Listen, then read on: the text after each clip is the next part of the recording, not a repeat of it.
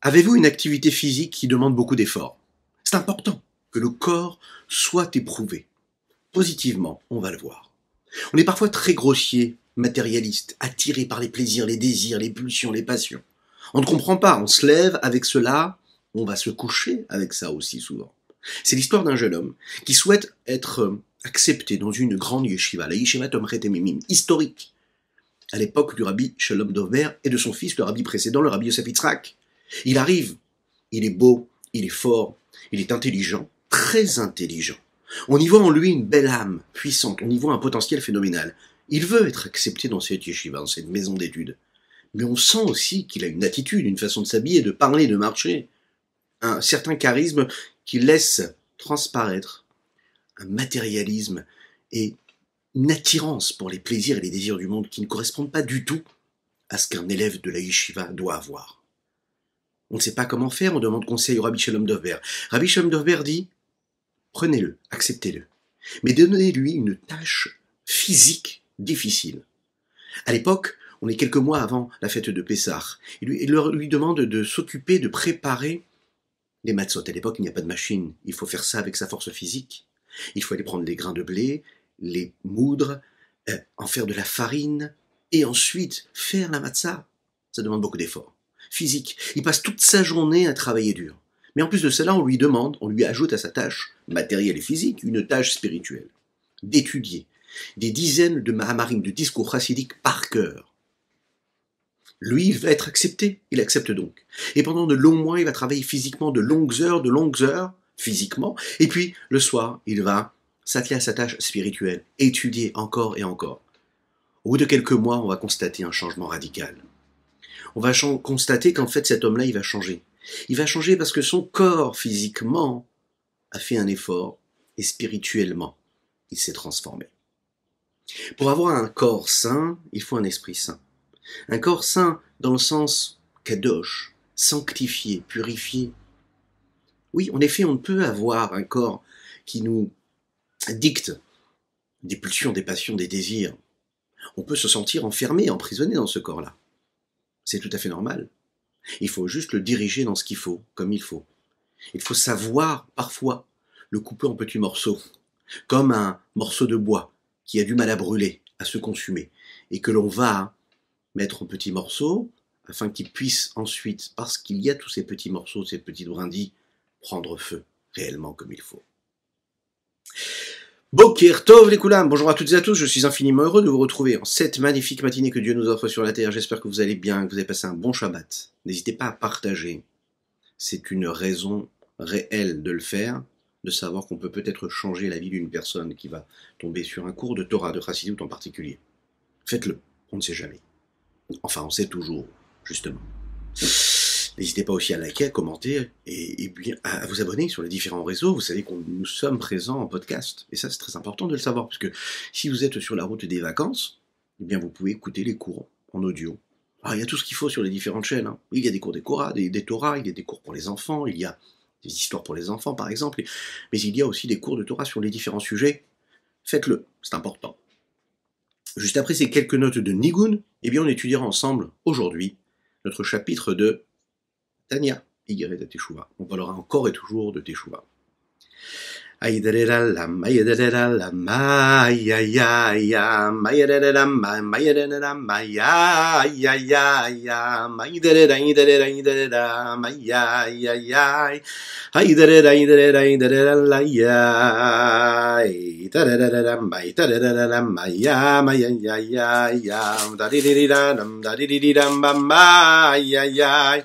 Ay dare dare dare dare dare da maya ya ya ay dare dare dare dare da da ba ba ba dare ya ya ya yo ya na na mai dare la yo mai na yo ya na na ay dare la ya mai dare la ya mai ay dare la ya ay dare ya mai ya yo ya na mai dare Layo manana moyana nanai tadiran laya ya mai tadiran laya ya tadiran laya ya hi tadaya Ay, ay, ay, ay, ay, ay, ay, ay, ay, ay, ay, ay, ay, ay, ay, la may, ay, ay, ay, ay, ay, ay, da, may, da, da, da, may, da, da, da, di, da. Ta-da-da-ya, ma-ya-da-ya, yo-ya-na, na-na, ta-da-da-la-ya, ya-da-ya, yo-ya-na, ma-ma, ta-da-da-la, ma-ma-ma-ma, ta-da-da-la-ya, ya-da, ta-da-da-la-ya, ya-ya, ha-ya-da-ya-ya, ta-da-da, ta-da-da, ya-ya, yo-ya-na, na-na, ta-da-da-la-yo, ma-da-ya, yo-ya-na, na-na. Ta-da-da-la-ya, ma-ya-ya, ma, ta-da-da-la-ya-ya-ya, ta-da-da-ma-ma-ma-ma-ma, oi, da-da-ya-ya. L'Echaim, l'Echaim, l'Echaim. Je vous rassure, c'est de l'eau, c'est de l'eau. C'est l'histoire des deux enfants du Rabbi Marash. Le Rabbi Marash et le Rabbi Shmuel. Ils ont décidé ensemble de jouer. Alors vous savez que les enfants d'un tzaddik, quand ils jouent pas aux polices et aux voleurs. Pas du tout. Ils jouent au rabbi et au chassid. Ils jouent au maître et à l'élève. Et donc, chacun fait cette représentation-là. Un, il prend le rôle du rabbi, l'autre, il prend le rôle du chassid, de son élève. Ils font un petit peu comme leur père faisait. Le Rabbi Marash, c'est un rabbi qui, bien sûr, fait partie de la dynastie Chabad, des Rebbeim, des maîtres de la Chassidut Chabad. Et donc, l'enfant, le plus grand des enfants, lui, qui s'appelait Rabbi Zalman Aaron, mais à l'époque était encore seulement Zalman Aaron, lui prend le rôle du rabbi. Et le petit enfant, qui lui était Rabbi Shalom Dovber, qui va ensuite devenir, bien sûr en étant le fils du Rabbi Marash, Rabbi Shmuel, le rabbi de Lubavitch, qui va prendre cette responsabilité-là, qui va d'ailleurs monter, et la yeshiva, Tomchet et Mimim, Lubavitch, d'ailleurs, nous avons parlé juste avant l'introduction, lui prend le rôle du chassid. Et donc, entre guillemets, le rabbi, le grand frère, Zalman Aaron, se met sur la chaise devant le bureau, et son petit frère tape à la porte. Il tape à la porte du bureau, il souhaite entrer. Et là, le rabbi lui dit « Entre, tu peux rentrer ». Et là, cet enfant dit « Voilà ». Il entre. Il dit « Voilà, rabbi, j'ai une question à vous poser. J'ai mangé des noix pendant Shabbat. Vous savez que chez les Lubavitch, chez Chabad, nous ne mangeons pas de noix pendant Shabbat. Rabbi Shlomo Zalman, un des décisionnaires, lui, c'est le décisionnaire du Shulchan Aruch arabe, lui dit qu'il ne faut pas manger de noix. Pourquoi? Parce qu'en fait, on peut être confronté à des situations où on va être retrouvé à faire du tri. Hein, il suffit qu'il y ait un petit morceau de noix qui soit bloqué par un petit morceau de la coquille, et puis on va retirer la coquille, on va retirer le morceau de noix. C'est compliqué de faire en sorte de retirer ce qu'il faut sans faire de tri, donc on n'en mange pas le jour de Shabbat. C'est pareil pour les pistaches, par exemple. Bon, il y a d'autres tendances, les séfaradim qui mangent les pistaches, par exemple. Et donc cet enfant-là pose la question à son grand frère, le rabbi. Et là, tout simplement, le rabbi lui répond, lui dit, voilà, ce que tu as fait, c'est grave. Et il faut une réparation pour cela. Et comme un rabbi qui donne une réparation à son élève, il lui dit, ben, pour la peine, il va falloir que tu apprennes toutes les lois de Shabbat. Toutes les lois de Shabbat. Ok. Il sort. Les jours passent et la maman qui était à côté avait entendu ce qui s'était passé. Elle va voir son fils, le petit Shalom Dovber. Elle lui dit, alors, tu as fait ce que ton frère t'a demandé de faire pour la faute que tu as commise pendant Shabbat? Est-ce que tu as appris les lois de Shabbat comme il t'a demandé? Et là, le petit frère répond, il dit, non, maman, je n'ai pas appris, mais parce que lui, c'est pas un vrai rabbi. Je dis, pourquoi c'est pas un vrai rabbi? Il dit, parce qu'un vrai rabbi, avant de donner la réparation et de dire ce qu'il faut faire pour réparer, écoutez bien ça, il a un soupir qu'il fait sortir de sa bouche. Il a un regret, il a une douleur. Il a une douleur quand il entend son élève, quand il entend un juif lui dire qu'il a fait une erreur. Avant de lui dire ce qu'il doit faire et comment il doit réparer sa faute, il souffre pour lui. Et là, chez le rabbi, chez mon grand frère, je n'ai pas vu ça. Il a directement dit ce qu'il fallait que je fasse. Il m'a donné une leçon.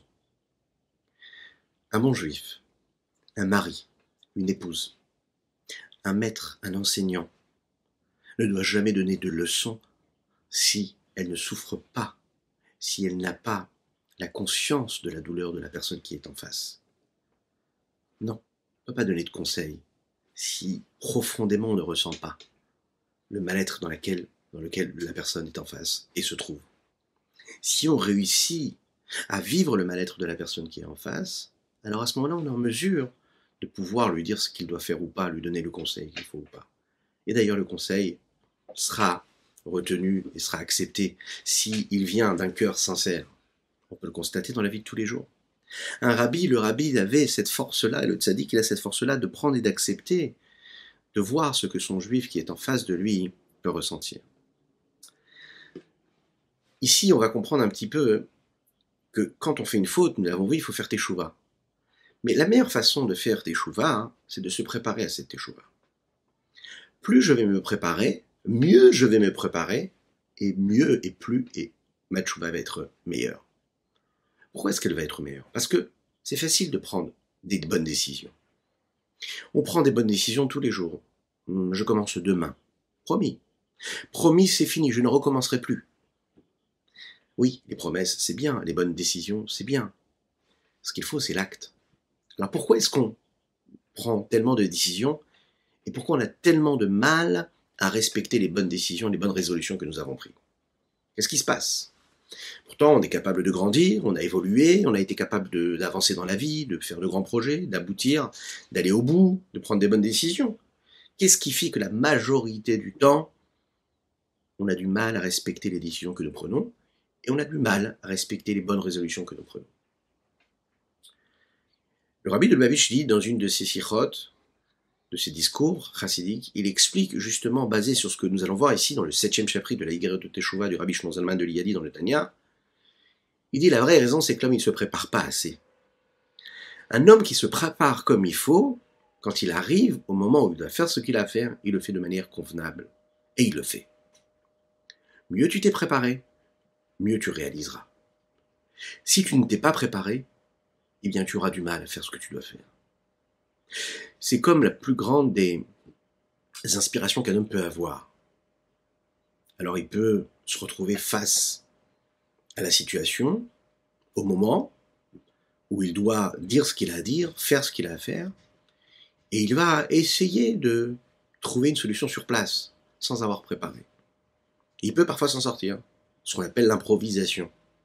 La plus belle des improvisations, c'est celle qui est préparée. Celui qui va réussir à improviser sur quelque chose qu'il a préparé. Une très très très belle histoire, un très beau témoignage du rabbi de Lubavitch. La veille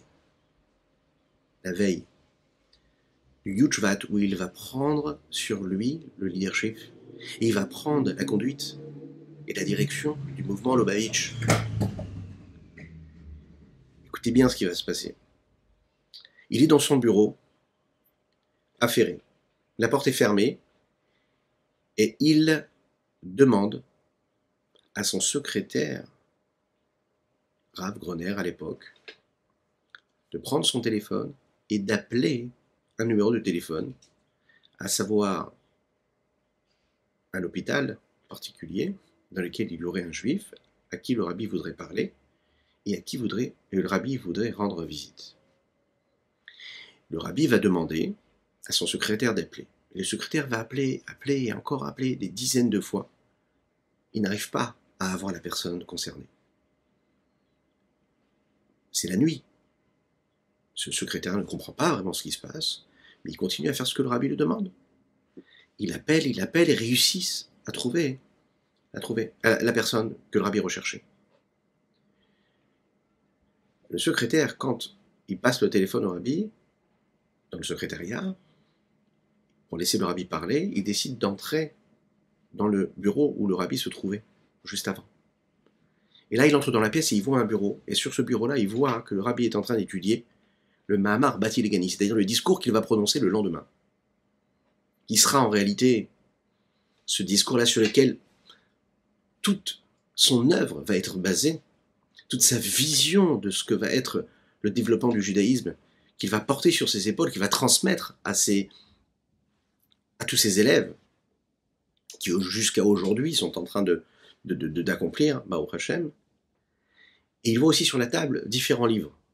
Et tous ces livres, en réalité, représentent ce qui va être aussi relaté dans ce fameux discours de Bati Legani, à savoir des livres de tous les rébéim, de tous les maîtres de la chassidoute précédents. Puisque dans ce discours-là, il va rappeler chacun de tous ces rébéim-là, il va les appeler un petit peu avec lui. Quand il va prendre cette présidence-là, on va appeler ça comme ça, du mouvement Chabad, et la direction du mouvement Chabad. C'est ce qu'il voit sur Rav Groner là. Il voit le rabbi affairé à étudier. Le rabbi va se lever après avoir raccroché, et il va aller dans cet hôpital pour rendre visite à une personne qui était malade. Il va lui rendre visite, et une fois qu'il lui a rendu visite, il va rentrer. Il va rentrer. Et le lendemain, il va prononcer ce discours, et il va devenir le rabbi. Imaginez un petit peu ce que ça veut dire ici. Le lendemain, il devient rabbi. Il les laisse, et il prépare en fait ce discours-là, avec d'innombrables livres sur sa table. Il laisse tout ça pour aller voir un juif à l'hôpital, revenir. Tout se prépare. Et de quelle façon? Quand on fait teshuva, il faut absolument qu'on ait fait une préparation à cette teshuva. Si tu te prépares comme il faut, eh bien, c'est pas seulement l'abandon de la faute qui te permettra de reconstruire et de réparer ta faute. C'est l'abandon de la faute, c'est-à-dire d'être confronté à la même situation, de ne pas fauter, mais aussi la préparation qui t'a amené à abandonner cette faute-là. Tu t'es préparé, tu t'es imaginé, tu as visualisé, tu t'es mis dans les mêmes situations, et tu te dis, voilà, lorsque je serai face à cette personne, dans cette situation-là, eh bien, je ne fauterai pas. Je sais que si je travaille dans ce domaine-là, je serai confronté à une situation où je ne pourrai pas travailler honnêtement. C'est simple, j'arrête de travailler dans ce domaine-là. Je sais que si je rencontre telle ou telle personne, je peux être amené à faire des choses que je ne dois pas faire, à avoir des occupations que je ne devrais pas avoir. Eh bien, j'arrête. C'est pas j'arrête de fauter quand je suis face à la situation, c'est que je me mets dans une situation où je serai épargné de cette faute-là. Je me donne des chances. Et ça, c'est la préparation. L'chaim, l'chaim, l'chaim. Une des raisons pour laquelle on a du mal à tenir nos engagements et à tenir de bonnes résolutions, c'est souvent parce qu'en fait, on n'a pas l'intelligence de prendre sur nous le joug de la réalité céleste. Qu'est-ce que cela veut dire? Un enfant qui respecte son père parce que il le respecte parce que pour lui il a de la valeur. Pas parce qu'il le craint, parce qu'il a peur de lui, de son bâton chasvé shalom, que Dieu nous en préserve, mais parce qu'en fait il sent que c'est quelqu'un qui a de la valeur, qui a de la hauteur. L'enfant il le sent. Dès l'instant où il a sur lui cette crainte-là, une crainte noble, alors il n'a pas envie de le décevoir. Et donc il respectera sa volonté, il fera ce qu'il lui demande, même lorsqu'il ne comprend pas, en fait, pourquoi son père lui demande telle ou telle chose. C'est pareil dans le couple. Lorsqu'un homme respecte son épouse, lorsque l'épouse respecte son époux, son mari, pour ce qu'il est, pour ce qu'il fait, eh bien, même si parfois ce qu'elle est censée faire ou ce qu'il est censé faire ne lui plaît pas particulièrement, il le fera. Il le fera avec amour parce qu'il valorise, parce qu'il donne de la valeur à la personne qui est en face. Si on veut être sûr de prendre la bonne résolution de ne pas retourner dans la faute, il faut être sûr d'avoir pris sur nous comme il fallait et comme il est nécessaire de l'avoir, la crainte de Dieu. Si tu crains Dieu, et cela, ça demande beaucoup d'efforts qualitatifs plus que quantitatifs. Ça peut se faire en quelques secondes, en une prise de conscience, une seule. La conscience de Dieu, la crainte de Dieu. J'ai une mission ici-bas sur terre, Dieu est là, je dois accomplir ma mission, je dois faire ce que Dieu me demande. Pas parce que c'est la société qui l'impose, pas parce que c'est ma famille, mes parents, mes amis. Non, parce que je sais que Dieu il est unique, et Dieu il est là, et qu'il ne bougera jamais. Et que moi je serai toujours attaché à Dieu. Comme mes parents, mes grands-parents, mes arrière-grands-parents l'ont été. Je comprends que j'ai une mission particulière à mener ici-bas sur terre. Alors dans ce cas-là, la crainte de Dieu, je la place sur moi. ça peut durer quelques secondes, cette prise de conscience, quelques minutes. Dès l'instant où je suis dans cette conscience-là, toutes mes décisions, elles vont changer. Mes choix de vie vont changer. Ma pratique va changer. Mes ambitions, mes rêves, mes réalisations, la façon avec laquelle je vais pouvoir maintenir, diriger, repousser, calmer, apaiser mes tensions, mes pulsions, mes passions. Pourquoi? Parce que j'ai replacé les choses là où il fallait. Je me suis souvenu de qui j'étais, pourquoi j'étais là. La base de tout, c'est cela. Dès l'instant où j'ai pris sur moi le joug de la royauté céleste, à ce moment-là, en fait, j'ai beaucoup plus de facilité à prendre la décision et à respecter les décisions que j'ai pu prendre.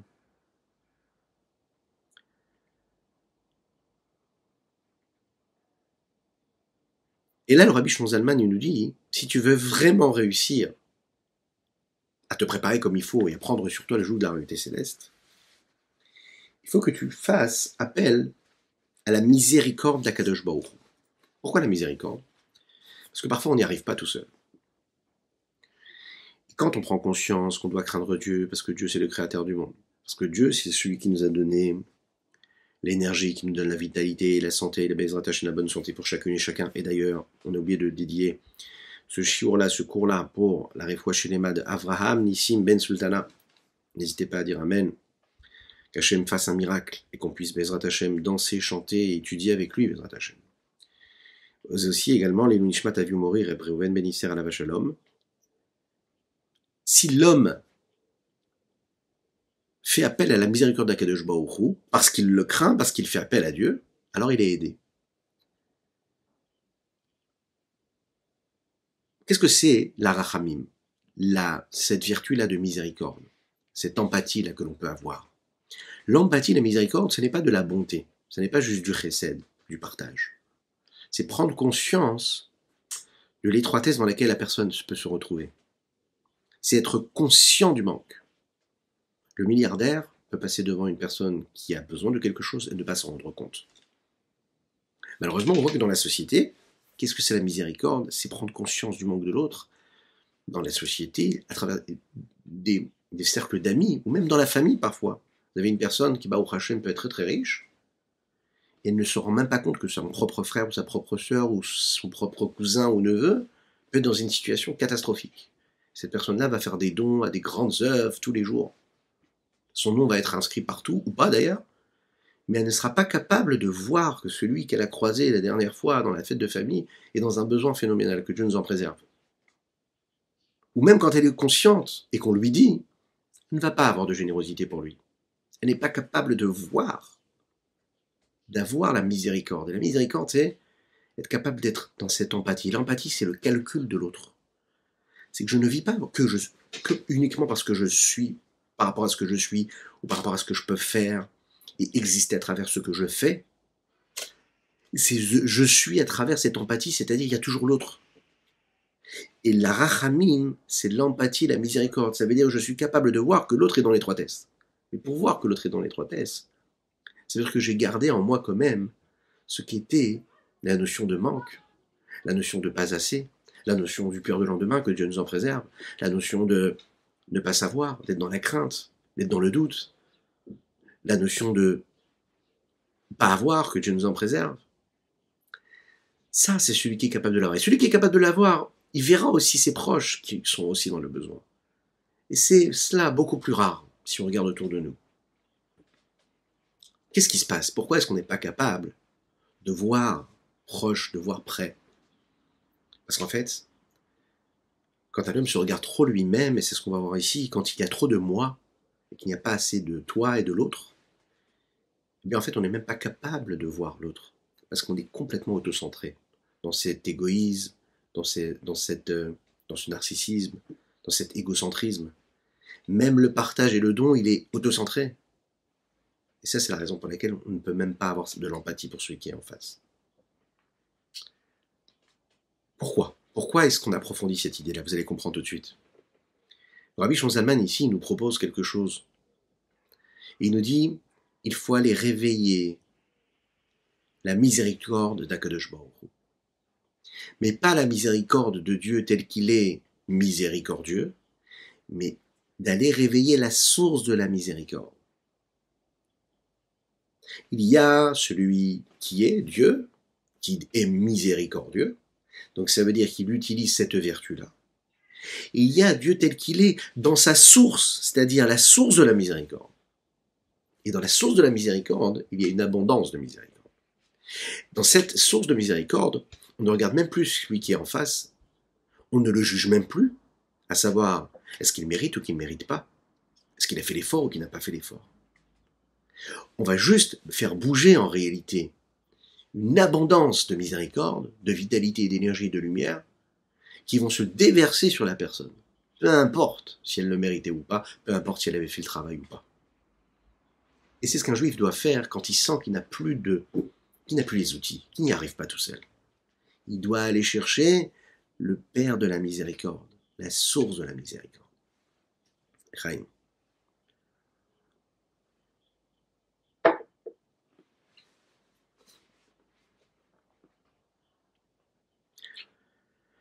Lorsqu'un homme faute, mis à part le fait qu'il ait déjà fauté, qu'il se soit égaré de la bonne route, il y a un problème supplémentaire qui se réveille, dans le fait que l'homme se sente bien avec la faute. Il n'y a pas pire que cela. Il trouve légitime, il trouve naturel de profiter, de faire ce que son bon vouloir lui demande, lui exige. Il trouve toutes les bonnes excuses à ce qu'il est en train de faire, même si c'est l'inverse de la volonté de Dieu. Pour réussir à faire une réparation, pour réussir à faire un travail profond et personnel, on s'est souvenu dans le 4e chapitre que nous étions une partie de Dieu, que Dieu il était présent en nous. C'est la raison pour laquelle, en réalité, dans la profondeur du juif, la seule chose qu'il veut, c'est avoir une vie saine, une vie sainte. Le fait qu'Akadosh Baruch Hu ici nous ait donné cette part de lui dans notre corps, c'est parce qu'en fait, ce qu'il veut, c'est que dans ce monde matériel, on puisse sanctifier, purifier. Le fait que l'homme faute et que l'homme fasse l'inverse de la volonté de Dieu, et qu'il y ait quand même, nous l'avons dit, des énergies divines qui soient là dans des endroits qui ne devraient pas être. Nous avons dit c'est une chute vertigineuse, celle qui vient de la plus haute des montagnes, des sommets de la montagne, jusque tout en bas, depuis le plus profond. Et là-bas, dans la faute, l'homme fait entrer non seulement son corps, mais il faut aussi entrer son âme, puisqu'il rentre avec tout ce qu'il a en lui. Et donc même sa parcelle divine. Et nous l'avons dit, c'est encore plus grave, puisque l'homme est rattaché par la corde. Vous savez, vous vous souvenez de cette fameuse corde qui nous rattache à Kadosh Baruch Hu, au nom de Dieu, Yud-Ke Vav-Ke. C'est la raison pour laquelle, dans les Shir HaShirim, Shlomo HaMelech, le roi Salomon, décrit Dieu en étant Melech Asur Bareatim, un roi qui est enfermé, qui est emprisonné dans les tranchées.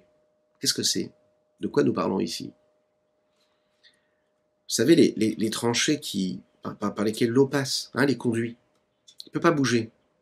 Il est bloqué et en même temps, il y a quelque chose qui passe. Il est expliqué en Chassidoute que nous parlons ici des mauvaises pensées, des pensées étrangères qu'il y a chez l'homme. Elles passent, elles traversent le cerveau, l'intellect, et puisque le roi Kadosh Baruch Hu se trouve dans l'âme de l'homme, lorsqu'un homme investit sa pensée, investit ses capacités dans des sujets étrangers et profanes, eh bien le roi, quelque part, il est enfermé, emprisonné, enchaîné dans ces pensées-là. C'est-à-dire qu'en fait, on prend Dieu partout où on va, physiquement avec nos jambes, avec notre bouche, mais aussi avec nos pensées. Et Dieu, il est dans nos pensées. Rabbi Moshe Cordovero, ce grand Mekoubal, le Ramak, explique en fait, il dit que Akadosh Baruch Hu, il apporte ce que nous appelons un shefa, une abondance, un flux, une lumière, une énergie, à chacune et chacun d'entre nous dans le monde. Donc quand un homme faute, à ce moment-là, il utilise l'énergie que Dieu lui a donnée et il est en train de prendre cette énergie-là divine et de la mettre et l'utiliser contre Dieu. Imaginez ce que ça veut dire. En fait, c'est une équation qui est assez simple. Prendre conscience toujours que tout ce qu'on fait, c'est Dieu qui est avec nous. Étant donné que l'énergie que Dieu nous donne, C'est ce qui nous permet d'être, de vivre, d'exister, de ressentir, de parler, de chanter, de penser et de réfléchir. Donc dans tout ce qu'on va faire, on prend Dieu avec nous. Donc tu fais quelque chose de négatif, tu as mis Dieu avec toi. Et là, quelque chose de très très joli ici, c'est de se rappeler. Le Rabbi Moshe Cordovero dit Akadosh Baruch Hu se tait. Il pourrait se révolter. Qu'est-ce que ça veut dire? Je t'ai donné une Torah, je t'ai donné des recommandations, et toi tu fais l'inverse complètement de ce que je t'ai demandé de faire. Et en plus, tu me prends avec toi. C'est pas convenable. Je vais retirer mon énergie, tu vas retirer ma vitalité. Dieu nous en préserve. Dieu se tait. Dieu dit non, c'est pas grave, vas-y, continue, je suis avec toi. Partout où tu iras, je suis avec toi. Ne t'inquiète pas. Il y aura toujours cette épaule là, comme ça, là, et il y aura toujours cette main de Dieu qui sera là avec toi, et qui t'accompagnera partout. C'est à votre droite. C'est l'épaule gauche, mais c'est à votre droite. L'épaule droite, on imagine que Dieu est là, derrière, avec nous, partout. Dieu se tait. Mais en même temps, c'est tellement difficile. Quel mépris pour Dieu. On sent que Dieu, il est avec nous. Il est partout parce qu'il ne nous abandonne jamais. Mais en même temps, imaginez ce qu'on lui fait comme mal. Alors, réfléchir vraiment dans cela, hein, nécessairement, obligatoirement, ça doit amener l'homme à une prise de conscience et une douleur profonde, à une sensation de mal-être,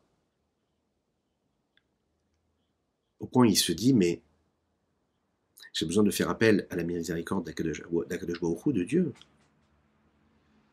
En fait, demander à Hachem, demander à Dieu d'avoir pitié de son âme qui, elle, se trouve en exil à ce moment-là.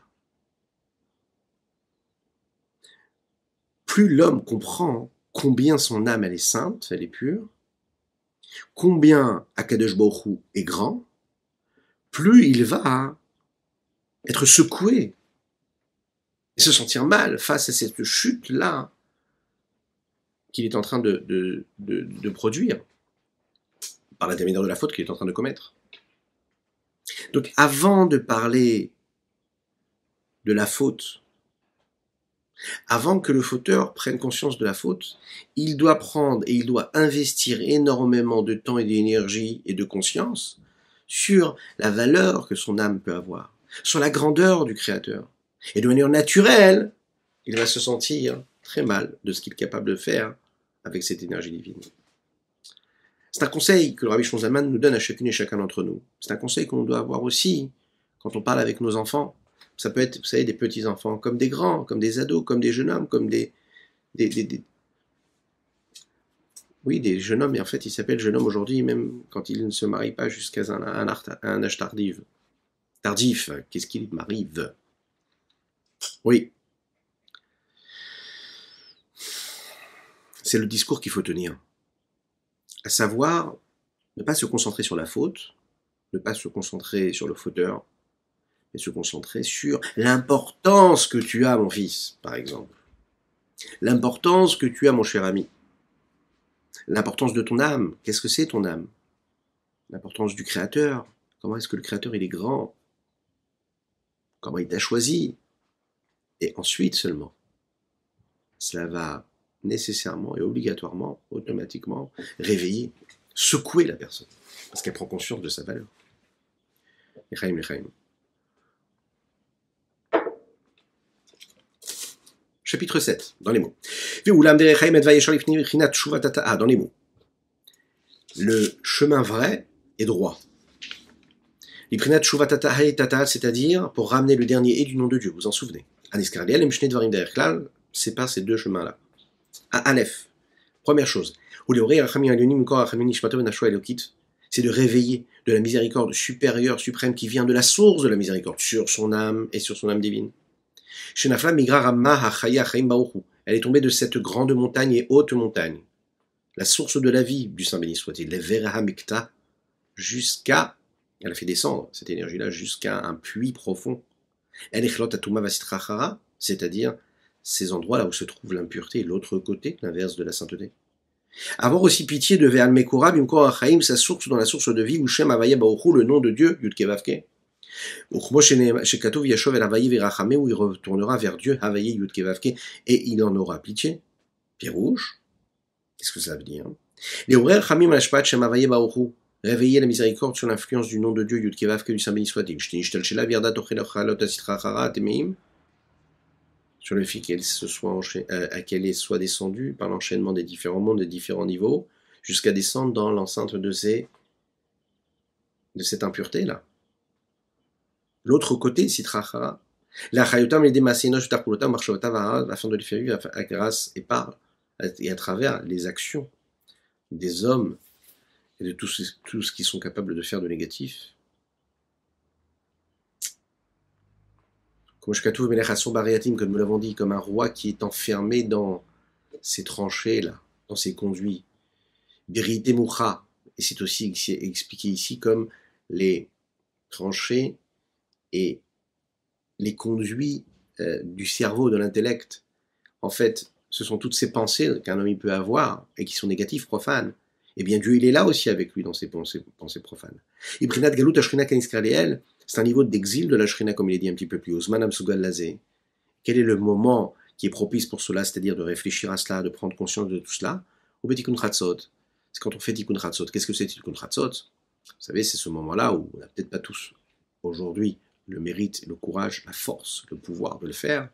C'est cette petite prière qui est dit, où on fait une remise en question sur ce que nous faisons, sur les fautes que nous avons pu commettre, où on pleure la destruction du Beth Amikdash, et c'est au milieu de la nuit, à Chatzot.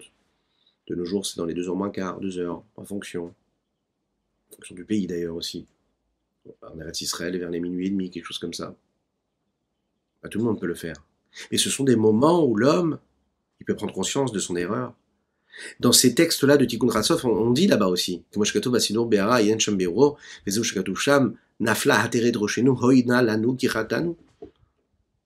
des mots qu'on prononce également lorsque nous parlons, nous faisons les sélichot, où on parle du malheur que nous avons sur nous, parce que nous avons fauté, nous avons fait tomber la couronne de Dieu quand nous fautons. Comme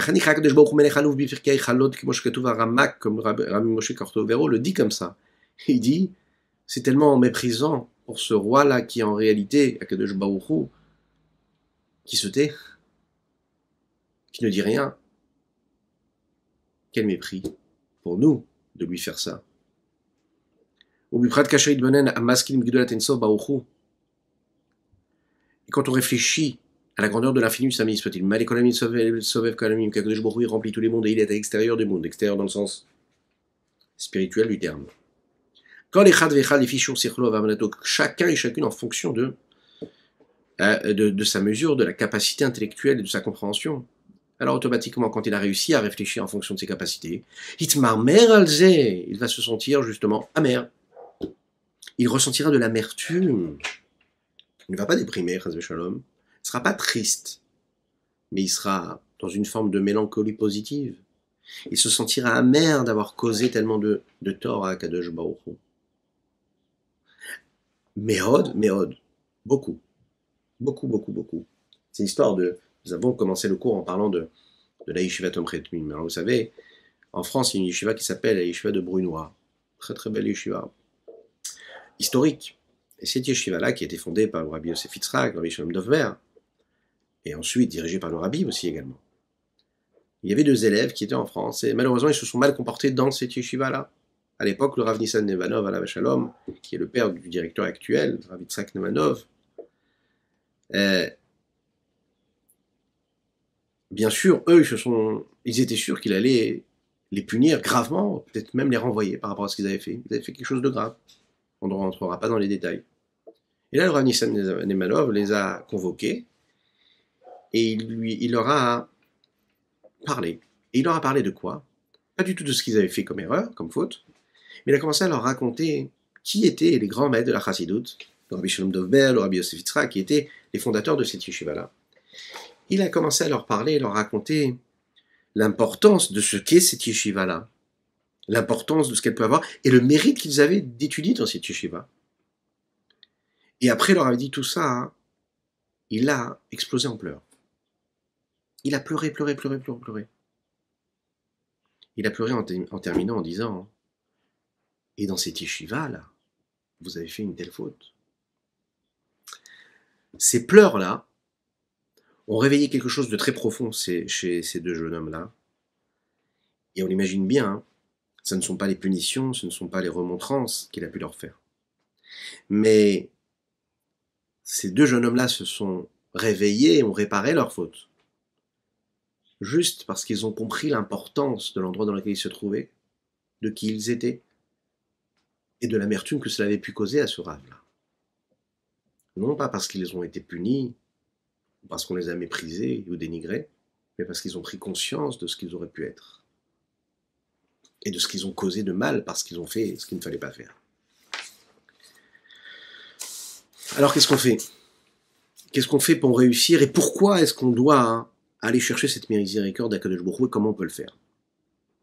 Alors la deuxième solution, après avoir réveillé la miséricorde d'Akadosh Baruch Hu, et on conclura sur cela, vous allez voir, c'est le deuxième élément qui nous donne Rabbi Shimon Zalman ici, il dit il faut quand même faire un petit effort et faire comme nous avons dit en introduction de ce cours-là, cet élève-là qui avait du mal à être celui qui devrait être, puisqu'il avait une apparence comme ça, nous l'avons dit, et des attirances matérielles et grossières, qu'est-ce qu'on a fait? On lui a donné une tâche physique. D'accord? Alors parfois ce qu'il faut faire, il faut un petit peu être capable de se faire, entre guillemets, violence. Qu'est-ce que ça veut dire? L'homme qui est autocentré, qui est concentré sur son moi, il doit aller briser ce moi-là, briser son ego, et le fait qu'il brise son ego, c'est ce qui va lui permettre d'être moins ce qu'il est. Et s'il est moins ce qu'il est, automatiquement, la place de la faute aura moins de place en lui. Et un peu comme quand il va réveiller les Rachamim, les miséricorde d'Akadosh Baruch Hu, lui aussi, il sera moins attiré aussi par la faute, et il prendra plus conscience de la nécessité d'abandonner la faute. Pourquoi? Parce qu'il va être un peu moins lui. Quel rapport y a-t-il entre l'égoïsme, l'égocentrisme, l'ego de la personne, et l'abandon de la faute? Il faut savoir que de manière naturelle, on a tous une sensation de moi. Je me sens exister, je sens que je ressens quelque chose. Alors chez des personnes, vous allez voir, c'est plus présent que chez d'autres. Vous avez des personnes qui réussissent à avoir une vie où ils sont à l'extérieur de ce qu'ils sont. C'est-à-dire qu'ils ne cherchent pas à être à travers tout ce qu'ils sont en train de vivre. Ils ne cherchent pas à ressentir à 100% ce qu'ils sont en train de vivre. Ils passent à travers les choses. Alors ils ont une vie qui est moins intéressante, mais au moins, ils sont moins impressionnés, ils sont moins apeurés, ils sont moins touchés, émus, négativement ou positivement, et le monde autour a moins d'impact et d'influence sur eux, parce qu'en fait, ça leur passe au-dessus, comme on dit. Parce que leur ego, il n'est pas trop surdimensionné, il est petit. Et donc, positivement, négativement, c'est plus facile de traverser comme ça la vie, les événements, les relations humaines, etc. Celui qui a un ego, celui qui a un moi, qui a un pouvoir, qui a quelque chose de particulier, eh bien, lui aura du mal à vivre ces moments-là, mais il aura du positif. Le positif, c'est qu'il sera capable de faire de grandes choses. Chacun et chacune d'entre nous, nous avons un ego différent. Et on sait, on est capable de se connaître, on ferme les yeux, on réfléchit, et on respire profondément, et on peut prendre conscience en analysant un petit peu nos attitudes, notre comportement, nos aspirations, nos ambitions, nos rêves, qui on est vraiment. Et surtout, la place de notre moi, la place de notre ego dans notre vie. Il y a quelque chose de beaucoup plus basique dans cet ego-là, c'est tout simplement la volonté que l'on a, cette nécessité-là, qui est naturelle, de survie. Je me soucie de moi, je me soucie de ce que je peux faire, moi, de ce que je dois prendre, moi, ce dont j'ai besoin, moi. Le moi, en fait, c'est une sensation que nous avons qui est positive. Parce qu'un homme qui n'a pas envie et qui ne peut pas prendre conscience de ce qu'il est lui, dans une certaine mesure, une certaine quantité d'égoïsme et d'égocentrisme et de narcissisme, ce qu'on veut, et bien il ne fait pas attention à lui. Et donc, s'il ne fait pas attention à lui, ça peut être dangereux pour sa vie, que Dieu nous en préserve. Donc il faut réussir en fait à trouver La bonne mesure. Dans tous les domaines de la vie, la nécessité et la recherche du moi, elle est nécessaire. Pourquoi? On va prendre le domaine, par exemple, de la santé, que Dieu la donne en bonne à tout le monde. Lorsqu'un homme se sent être, et sent qu'il a de l'importance, alors il va faire attention à ce qu'il mange, il va faire attention à ce qu'il boit, il va faire attention à sa façon de dormir. Celui qui ne pense pas à lui, il va se laisser aller, il ne va même pas faire attention à ses besoins corporels. Négatif. Dans l'amour, parce que je m'aime, alors je suis capable d'aimer l'autre. Une personne qui se déteste ne sera pas capable d'aimer une autre personne. L'amour de l'autre, elle commence parce que je suis capable de m'aimer moi-même. Ve'ahavta l'ereacha kamocha. Tu aimeras ton prochain comme toi-même. Ben déjà, faut que tu commences à t'aimer toi-même. Quand tu es capable de t'aimer toi-même, tu verras que tu aimeras l'autre. Une personne qui s'en veut beaucoup, qui n'arrive pas à se trouver des points positifs, qui ne s'aime pas, qui ne s'apprécie pas, qui se déteste, qui se hait, qui ne se trouve pas bien, et bien qu'est-ce qui se passe? Elle a du mal à aimer les autres. Quand tu commences à t'aimer, alors à ce moment-là, tu peux regarder l'autre, tu peux comprendre la nécessité d'aimer l'autre. Et puis le dernier domaine, celui qui concerne toutes et tous, celui qui nous fait oublier qu'Akadosh Baruch Hu, c'est lui qui nous donne tout, la parnassa, pour gagner. Vous voyez, un homme doit se soucier de son intérêt. Sinon, à quoi bon? À quoi bon investir si tu n'as pas d'intérêt dans cela? Celui qui ouvre une affaire parce qu'il faut l'ouvrir, parce que c'est bien de le faire, et qui ne cherche pas l'intérêt personnel qu'il aura dans cela, eh bien, il ne pourra pas réussir. Souvent, la réussite, elle dépend de cela, de la confiance que l'on peut avoir dans tous les domaines de l'existence, au point de se dire que je mérite cela, que je m'aime assez, que je suis capable de le faire. Et à ce moment-là, on va travailler sur ça pour bien diriger tout cela de manière convenable, pour bâtir, construire, pour voir l'autre et l'aimer, pour investir et faire produire et faire fructifier. Le problème, c'est que quand le moi, il est trop présent, il peut faire partir l'intérêt en réalité. C'est-à-dire quoi le moi? Le moi, ça veut dire la fierté, l'honneur. Il va être plus fort que la parnassa, il va être plus fort que l'amour du prochain, il va être plus fort que la santé. Et là, on dessert la cause pour laquelle on s'est battu. La personne qui s'aime trop, c'est pourquoi qu'elle s'aime trop? Qui veut trop ressentir de plaisir et de désir, de passion. À ce moment-là, elle va pas faire attention à sa santé. Je veux vraiment vivre ça, je veux manger cela. Oui, mais ça, c'est pas bon pour toi. Ouais, mais j'ai trop envie. J'ai trop envie. C'est-à-dire que mon moi, il a réussi à dépasser même ce qui était bon pour moi. Alors là, l'essentiel a disparu. Ce qui était secondaire a pris trop de place. C'est le mauvais moi, quelque part. Le bon moi, c'est celui de se dire, je mange ce qu'il faut parce que je veux faire attention à ma bonne santé. Le mauvais moi, c'est je mange parce que j'ai envie, parce que ça me plaît, parce que c'est bon. Le bon moi, c'est de se dire, je m'assois, je réfléchis, qu'est-ce que je peux faire pour gagner ma vie? Je vais monter le projet, je vais travailler dur et je vais aller au bout, Bezrat Hashem. Le mauvais moi, c'est j'ai réussi à bâtir, j'ai monté ce projet. J'oublie même qu'en réalité, le but, c'est d'être concentré sur ce que j'ai en train de faire et de me lever le matin pour aller travailler. Et je suis dans c'est moi qui ai bâti, c'est moi qui ai construit. Je suis passé un peu trop loin. J'ai été trop loin dans cette réalisation du moi. Et dans l'amour, c'est pareil. Je dois utiliser l'amour que j'ai pour moi, pour l'autre, pour l'aimer. Mais dès l'instant où je m'aime trop, et que dans la relation que j'ai avec l'autre, la seule chose qui me préoccupe, c'est qu'est-ce que moi je vais retirer, qu'est-ce qui va m'apporter le fait d'aimer cette personne-là. Ben alors à ce moment-là, c'est le mauvais moi qui s'est exprimé. Ce n'est pas lui que j'aime, mais c'est ce que cette chose-là m'apporte à moi. Le fameux exemple qui est donné avec le poisson. Hein? Si tu aimes le poisson, pourquoi est-ce que tu le manges? Laisse-le vivre. Non, tu aimes ce que le poisson t'apporte. Tu aimes le goût du poisson, donc ce qui t'apporte à toi quand il est en toi, quand tu l'as mangé, quand il n'existe plus, quand il n'est plus vivant. Donc, la mesure du moi, elle est là. Nécessaire. Et ce qui nous amène à notre sujet à nous. Qu'est-ce qui fait que l'homme faute? C'est son moi, c'est son ego. Sinon, il ne fauterait pas. Le bon moi, c'est je ne suis pas n'importe qui, je suis ce que Dieu m'a demandé d'être, c'est savoir une parcelle divine ici-bas sur terre. Le mauvais moi, c'est que j'ai pris trop de place dans le monde. Et donc j'ai pris mon moi, j'ai pris ma confiance, j'ai pris le Dieu qui est en moi, et je l'ai emmené même jusqu'à la faute. Parce que sinon, j'aurais même pas d'énergie pour faire la faute si j'avais pas Dieu en moi. J'aurais pas du tout d'énergie. Le bon moi, c'est quand je suis capable de comprendre que Dieu il est en moi, et je le mets là où il faut. Les Chaim.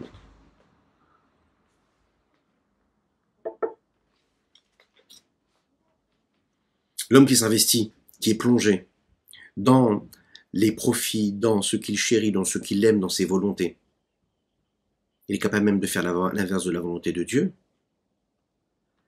tout en sachant que c'est la vitalité qui lui permet de l'avoir, ce désir-là de faire la volonté et l'inverse de la volonté de Dieu. Donc automatiquement, un homme qui veut réparer sa faute, eh bien il doit en fait faire un travail profond, intérieur. Il doit aller réparer la faute, mais pas quand elle est commise. Il doit réparer les moteurs de la cause, les moteurs de la faute. Il doit aller chercher dans l'ego qui entraîne et qui cause la faute. Et là, à ce moment-là, comme ce morceau de bois qui n'arrive pas à être consumé, qu'est-ce qu'on va faire? On va le couper. On va en faire des petites brindilles. Cet ego-là, il faut l'écraser. Il faut le faire disparaître. Il faut le briser. Il faut le soumettre. Alors oui, ça fait mal. Bien sûr que ça fait mal. Mais il va réussir à repousser et à grandir ensuite après. Comme cette petite graine-là. La petite graine que l'on met en terre, à quel moment elle commence à donner et à produire quelque chose? Non pas quand elle sort du fruit, mais quand elle rentre en terre, et qu'avec l'eau et avec la terre, elle va quasiment arriver à un point de non-existence, où elle se désintègre complètement, et quand elle n'est plus là, le miracle revient, et elle peut redevenir. Elle peut devenir beaucoup, elle revient, elle devient quelque chose de totalement nouveau. Ce n'était qu'une petite graine. Mais parce qu'on l'a brisée, parce que la nature fait qu'elle se désintègre, elle n'est plus ce qu'elle était. Il n'y a plus de moi. Alors là, il peut y avoir une renaissance. Quelque chose de totalement nouveau d'ailleurs. Eh bien l'homme c'est pareil. Lorsque tu es capable de comprendre que qu'est-ce qui t'amène à fauter, c'est parce qu'en fait ce moi a pris trop de place. Tu vas briser ton cœur, tu vas briser en fait toutes ces forces que tu as en toi qui t'amènent à fauter. Tu vas comprendre que c'est ce moi-là qui a fait que tu as pris Dieu avec toi, tu l'as amené dans la faute. Alors à ce moment-là, tu te désintègres. Et là, quand tu te désintègres, tu vas renaître de nouveau. C'est pour cela qu'il faut quelque part s'offrir à Akadosh Baruch Hu. Un peu comme on offrait au Beth Amikdash un korban. Le Zohar l'explique. Le korban qu'on apportait à Akadosh Baruch Hu, il est représenté aujourd'hui par le travail qu'on est capable de faire à travers un cœur brisé, à travers un esprit brisé, dans le sens noble du terme. Un homme, il doit en fait s'apporter en korban en sacrifice. Il doit donner de lui à Dieu. Il doit venir avec un cœur brisé. Si tu viens vers Dieu avec un cœur brisé, tu fais appel à sa miséricorde. Dieu, il entend ta tefila. Mais si tu arrives fier de toi, en ayant toutes les excuses face aux fautes que tu as pu commettre, alors à ce moment-là, ça va être compliqué pour te pardonner. Et plus que cela, ça va être compliqué pour toi de ne pas retomber dans la même faute.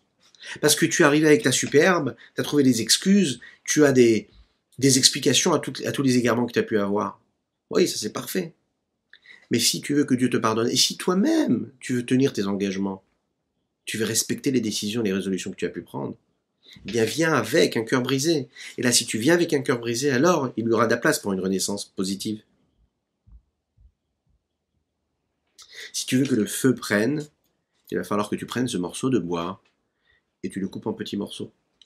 Et là, à ce moment-là, le feu va prendre. Et là, à ce moment-là, tu pourras mettre sur ces petites brindilles-là, là, à ce moment-là, tu pourras mettre des gros morceaux de bois qui vont être consumés. S'ils vont être consumés, de cette façon-là, tu pourras t'attacher à la chaîne. Et on termine dans les mots. La deuxième solution après avoir appelé la miséricorde de Dieu, c'est de soumettre, de briser l'écorce et l'autre côté. Parce que c'est vrai que tout ce qui est négatif, tout ce qui est l'impureté, c'est par définition ce qui monte, ce qui qui va vers le haut, ce qui existe. Si tu t'élèves comme l'aigle, et le fait de soumettre, le fait de briser jusqu'à la poussière de la terre, précisément, matériellement, et vraiment, c'est la façon de la tuer et de l'annuler, cette envie du négatif. En ayant un cœur brisé, soumis, en ayant un cœur qui est tellement pris de la conscience, et même qu'il arrive à un dégoût devant ses yeux, de se dire mais comment est-ce que j'ai pu faire une chose tellement grave, qui se sente complètement à l'inverse de la propreté devant ce qu'il a pu faire devant Dieu. Comme il dit Bazoar Kadosh dans le Saint Zohar, la pasuk sur le verset Zifrei Elokim Ruach Nishbar Nishbar Benit Kevrchoulé. Le sacrifice de Dieu, c'est quoi? C'est un esprit qui est brisé, c'est un cœur qui est brisé, qui est contrit. Pourquoi? Parce que Kikol Korban Min Abemo le Shemavei, à chaque fois qu'on faisait un korban qui venait de l'animal, c'était au nom de Dieu. Yud Kevavke. Ça c'est quoi? C'est Imidat Arachamim, c'est la vertu de miséricorde. Avec les Avaleshem Elokim, mais pour le nom de Elokim, qui lui est Imidat Adin, qui est la vertu de rigueur. El Makrivin Korban Bema. Nous n'apportions pas de sacrifice de l'âme, de l'animal. Écoutez bien ce détail-là. Ki im le shaber ou le havir ruach hatuma vasitra chara. Si ce n'est pour briser et faire disparaître l'esprit d'impureté de l'autre côté, de l'inverse de la sainteté qu'il y avait, vezeu ruach nishbara. Et c'est ça, cet esprit-là, et ce souffle-là, de se briser quelque part. Et il termine en disant Ver nishbar ruach nisitra chara. Alors comment est-ce qu'on va briser cet esprit, ce souffle d'impureté de l'autre côté, ce qui est l'inverse de la volonté de Dieu, l'inverse de la sainteté, ce qui fait fauter l'homme,